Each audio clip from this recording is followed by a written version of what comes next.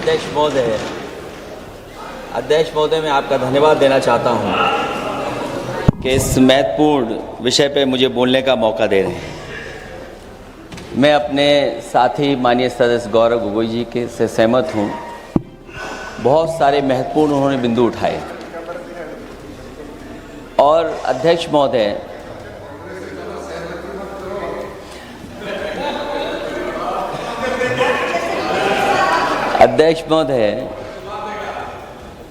मुझसे ज़्यादा मेरे रिश्ते शायद हमारे विपक्ष के लोग ज़्यादा जान रहे हैं और जितना विपक्ष के लोग नज़र रखेंगे मैं समझता हूँ उतना रिश्ते और मजबूत हो जाएंगे। अध्यक्ष महोदय, मैं आंदोलन को बहुत दूर से देख रहा था और उस आंदोलन में जो जीत के बाद नारा लगा, एक नारा लगा अध्यक्ष महोदय, सरकार के खिलाफ नारा लगा कि सरकार को ये अहंकार था कि सरकार झुकती नहीं है, लेकिन उन्हीं नई पीढ़ी के लोगों ने ये वो नारा दिया कि झुकाने वाला चाहिए, सरकार भी झुकती है और सरकारों को झुकाना भी नौजवानों को आता है। सरकार झुकी और स्वीकार किया उन्होंने। जो करोड़ों नौजवान जो मांग कर रहे थे कि सबसे पहले जो मंत्री जी हैं वो इस्तीफा दें, और बिंदु दूसरे अलग हैं जो हम लोगों को जानकारी में मिल रहा है। अध्यक्ष महोदय, सरकार हर विषय पे स्वीकार किया है, लेकिन पता नहीं अध्यक्ष महोदय ये बात समझ में नहीं आ रही है कि सदन में उन आश्वासनों को क्यों नहीं रख रही है सरकार, जो सहमति बनी है। और उसके बाद अध्यक्ष महोदय, हम लोगों ने देखा कि जब मंत्री जी लौटे हैं, मंत्री नहीं रहे, उसके बाद सदन के बाहर उनका स्वागत किया गया। अध्यक्ष महोदय, जो स्वागत हुआ उसके लिए हमें कोई शिकायत नहीं है, लेकिन माननीय सदस्यों को कितनी बड़ी राहत मिली होगी, कितने बड़े संकट से बचाया उन्होंने। एक प्रधान जी को हटा करके प्रधानमंत्री बचा लिया आपने। और ऐसा अध्यक्ष महोदय आंदोलन किसी ने नहीं देखा, जिस आंदोलन में नई पीढ़ी के लोग, कम उम्र के लोग निकल करके आ गए और जो नारे दिए गए। ये सरकार पिछले कई वर्षों से नकारात्मक प्रचार पर टिकी हुई थी, नकारात्मक राजनीति करती थी और न जाने कितने हजार करोड़ रुपए खर्च किए होंगे सरकार ने नकारात्मक राजनीति के लिए। लेकिन नई पीढ़ी को मैं बधाई देना चाहता हूं, उनके मनोबल को और उनकी एकता को, और जिस तरीके से उन्होंने प्रचार किया, अंततः सरकार को झुकना पड़ गया। भाजपा वचन नहीं देती, जुमला देती है। तो मुझे उम्मीद है कि सभी युवा नौजवानों का जो मांग की है उन्होंने, उन सभी मांगों को सरकार स्वीकार करेगी। और सरकार ये भी स्वीकार कर लिया होगा कि कोई दल मजाक में बना तो कितनी बड़ा दल बन गया। जो कोई चीज मजाक से शुरू हुई वो कितना सीरियस हो गई, और इतना सीरियस हुई कि हमारी सरकार लोकतांत्रिक हो गई कि जो उनको धरने पे बैठने दिया। सरकार लोकतांत्रिक थी कि उन्हें धरने पर बैठने दिया। हमने वो भी समय देखा है कि जहां पर धरने पर नहीं बैठने दिया, वर्षों वर्ष लोग बैठे रहे धरने पर, उनकी सुनी नहीं गई। इसी दिल्ली को घेरा था किसानों ने, और सरकार को लगा कि चुनाव आ गया तो सरकार ने तीनों काले कानून वापस ले लिए। जब सरकार घबरा जाती है, डर जाती है, तो सरकार स्वीकार कर लेती है। इसीलिए वो नारा मुझे अक्सर याद आता है कि झुकाने वाला चाहिए, सरकार भी झुकती है। जो विषय लाया गया है कि prevention of unlawful means act, सरकार को कम से कम ये बताना चाहिए था कि 2024 में जब ये लेकर के आए थे तो आज 2026 में कैसे पेपर लीक हो? और केवल गिनती के 1-2 पेपर लीक नहीं हुए हैं। ये ऐसा आंदोलन रहा जिसमें माँ बाप और नई पीढ़ी के लोग सब जुड़ गए। अगर हम ये माने कि 20 लाख बच्चों ने परीक्षा लिखी थी और उनके घर परिवार के सदस्यों को हम इसमें जोड़ दें, दादा दादी, माँ बाप और परिवार का कोई सदस्य, तो 5 लोग प्रभावित थे। और 5 गुणा 20, 1 करोड़ लोग नाराज हुए सरकार से। और अक्सर हम पॉलिटिकल लोग हैं, हम लोग जानते हैं जब कभी आंदोलन करते हैं तो कितनी तैयारी करानी पड़ती है, गाड़ियों का इंतजाम, खाने का इंतजाम और इंतजाम। लेकिन ये पहला आंदोलन देखा कि जिसमें माँ बाप भी जुड़ गए और कहा कि जाओ बच्चों आंदोलन करो, हम आपके साथ हैं। ये पहला आंदोलन ऐसा देखने को मिला है। और केवल दिल्ली में नहीं हुआ ये, केवल दिल्ली में नहीं हुआ ये। अगर ये बात गलत है, अगर ये बात अध्यक्ष महोदय गलत लग रही है, तो देश के होम मिनिस्टर साहब को ले आइए, वो सब एक्सप्लेन कर देंगे।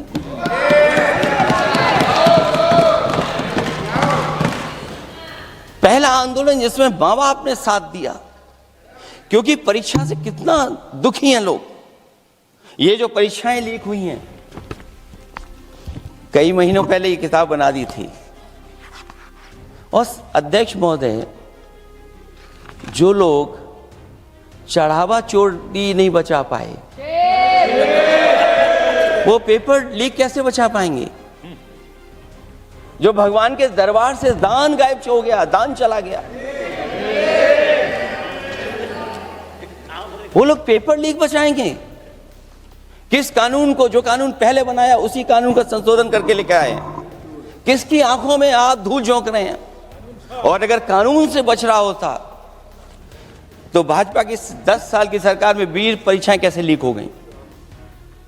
20 परीक्षाएं लीक हुई अध्यक्ष महोदय, जिसमें कोर्ट तक जाना पड़ा, उसके बाद परीक्षा रद्द हुई है।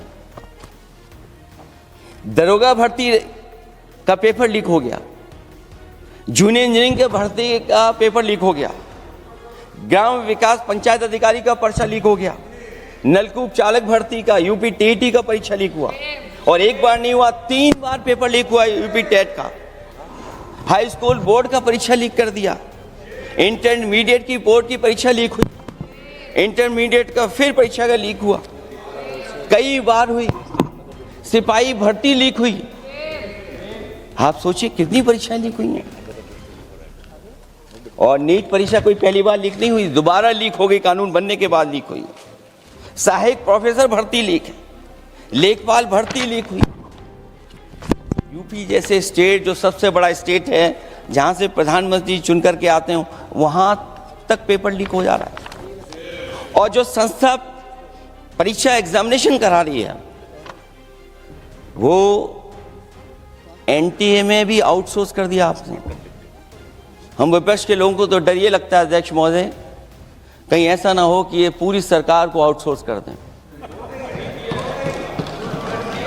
आउटसोर्स सरकार है, जो सबसे विश्वसनीय संस्था है, उसमें आउटसोर्स पे आपने कर्मचारियों को रखा हुआ है। किस बात की जवाबदेही है? यही अकाउंटेबिलिटी है आपकी?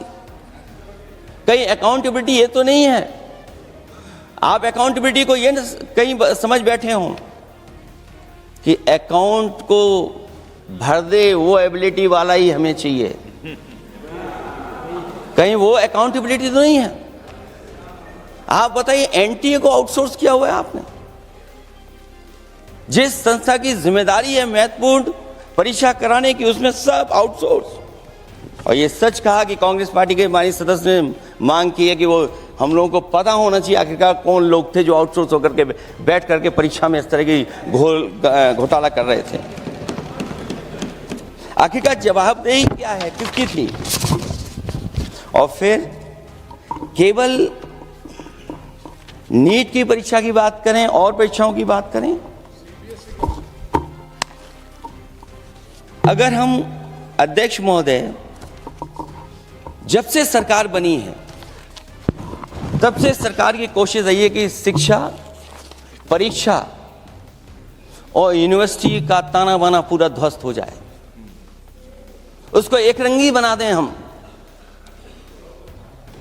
उसमें अंडरग्राउंड अनरजिस्टर्ड लोग शामिल हो जाएं। ये पिछले जब से भारतीय जनता पार्टी की सरकार आई है तब से हो रहा है।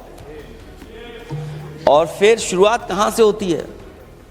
क्योंकि आप नहीं चाहते कि देश के गरीब लोग पढ़ें लिखें आगे बढ़ें। सरकार ने सबसे पहले हमला किया प्राइमरी स्कूल पर, और प्राइमरी स्कूल कितने बंद किए हैं आपने? जहां से बच्चे की शिक्षा की यात्रा शुरू होती है। एक गरीब परिवार का बेटा बच्चे कहां से पढ़ करके निकलते हैं? सबसे पहले प्राथमिक शिक्षा सरकारी स्कूलों से पढ़ करके निकलते हैं। हमारे बहुत सारे माननीय सदस्य होंगे, वो उन्हीं प्राथमिक विद्यालयों से पढ़ करके आज इस सदन तक पहुंचे होंगे। आपने सबसे पहले स्कूलों पे हमला किया, और प्राइमरी से लेकर के नौकरी तक पे आपने हमला किया है। युवाओं के भविष्य पर आपने चोट पहुंचाने का काम किया है। और जो प्राइमरी स्कूल जो आपने बंद किए हैं, वो इसीलिए बंद किए हैं आपने कि पिछड़े, दलित और गरीब के वर्ग के परिवारों के बच्चे पढ़ लिख न जाएं। क्योंकि आज भी अगर हम देखते हैं प्राइमरी स्कूल में कौन पढ़ने जा रहा है? सबसे समाज के गरीब परिवार के बच्चे पढ़ करने जा रहे हैं। सबसे पहला हमला आपने वही किया, और इसीलिए किया क्योंकि नींव पर ही अगर हमला होगा तो ये आगे नहीं बढ़ पाएंगे। जो आंकड़े सरकार के बताए गए हैं, 1 लाख से ज्यादा सरकारी प्राइमरी स्कूल बंद कर दिए सरकार ने। और अगर ये बात गलत है तो हमें उम्मीद है सरकार इस पर भी जवाब देगी। और अगर हम आंकड़े निकालें तो जो आंकड़े दिखाई दे रहे हैं, यूपी में सबसे ज्यादा प्राइमरी स्कूल बंद हुए हैं। और ये सरकार के आंकड़े हैं कि 7 लाख से ऊपर विद्यालय थे जो अब 6 लाख रह गए हैं। और यूपी में तो सबसे ज्यादा बंद हुए हैं। उत्तर प्रदेश में 26,386 सरकारी प्राइमरी स्कूल बंद कर दिए सरकार ने। और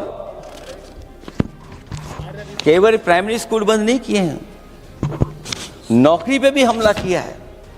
69,000 शिक्षक भर्ती को लेकर के बड़े पैमाने पर घोटाला किया गया। और घोटाला इतना बड़ा है कि वो सभी कोर्टों में गए हैं और पिछले कई वर्षों से आंदोलन कर रहे हैं। कोई स्थान नहीं बचा अध्यक्ष महोदय जहां पर वो शिक्षक भर्ती के लोग न गए हों। मंत्रियों के यहाँ गए हैं, आंदोलन किया है, हाई कोर्ट गए हैं, सुप्रीम कोर्ट गए हैं।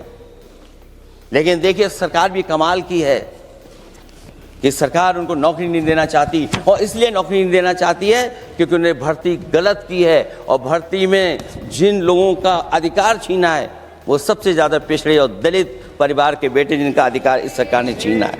और ये अगर बात नहीं ठीक है तो हमें उम्मीद है कि सरकार इसका भी जवाब देगी। माध्यमिक स्कूलों को भी बंद किया जा रहा है, और बड़े पैमाने पे स्कूल बंद हुए हैं। और जो बोर्ड की परीक्षाएं लीक हुई हैं, पूरे देश में बड़े पैमाने पर बोर्ड परीक्षाओं के पेपर लीक किए गए हैं। अध्यक्ष महोदय, हम जानना चाहते हैं कि आखिरकार 10वीं और 12वीं के पेपर लीक क्यों हो रहे हैं? 10वीं और 12वीं के पेपर लीक क्यों हो रहे हैं? इसके लिए अगर कोई सरकार के पास जवाब हो तो बताएं।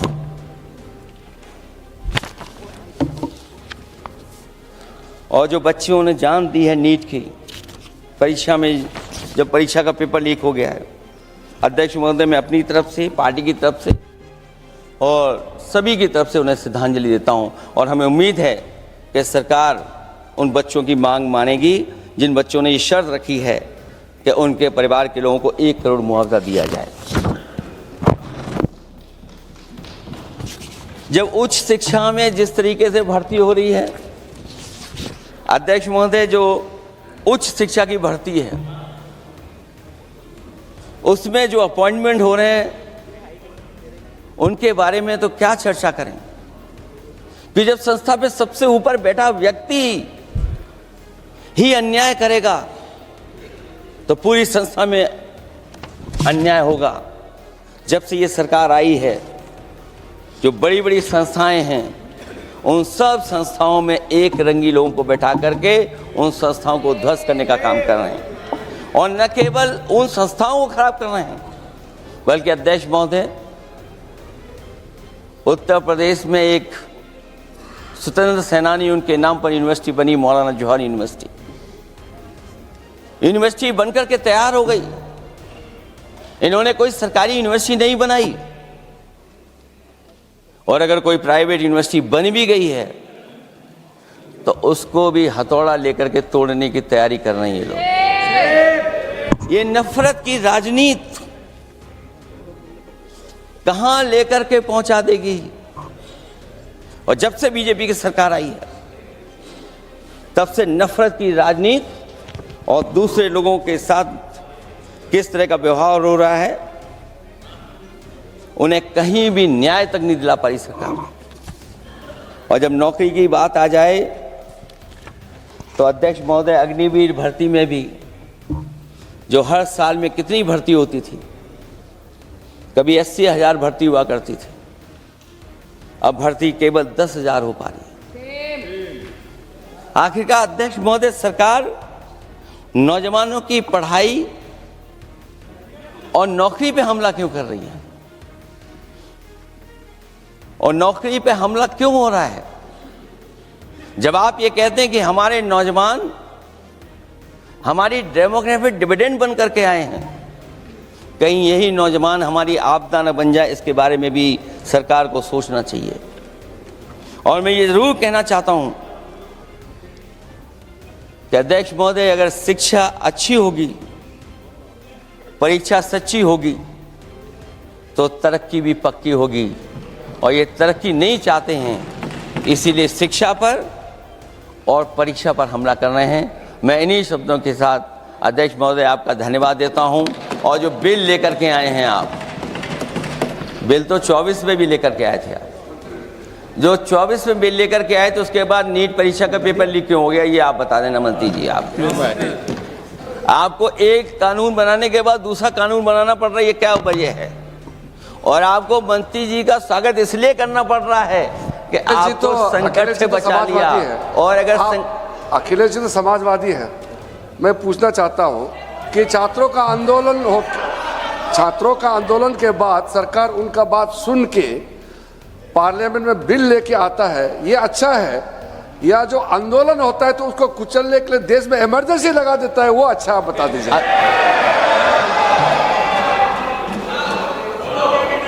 अध्यक्ष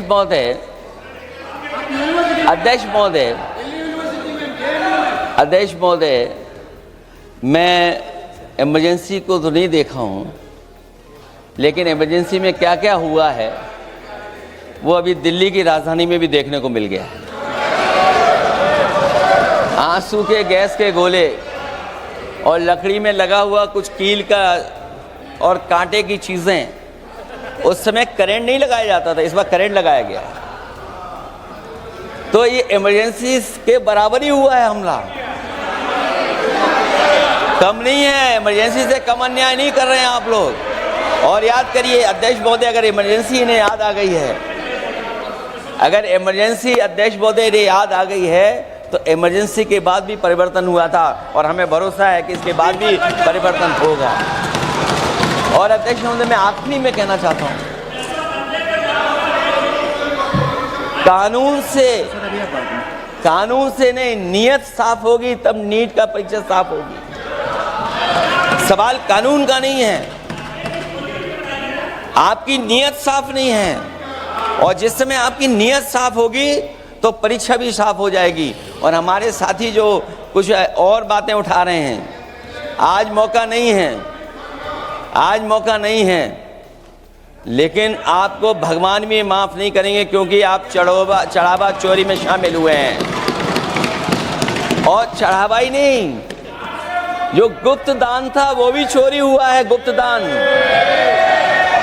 और ये पाप की श्रेणी में नहीं आता है, महापाप की श्रेणी में आता है। Akhilesh ji bill pay. और अध्यक्ष महोदय, आखिरी में मैं इतना ही कहना चाहता हूं, शिक्षा की रक्षा के लिए जो आंदोलन हुआ है वो हमेशा आंदोलन जीतेंगे। बहुत बहुत धन्यवाद, बहुत बहुत आभार प्रकट करता हूं आपका।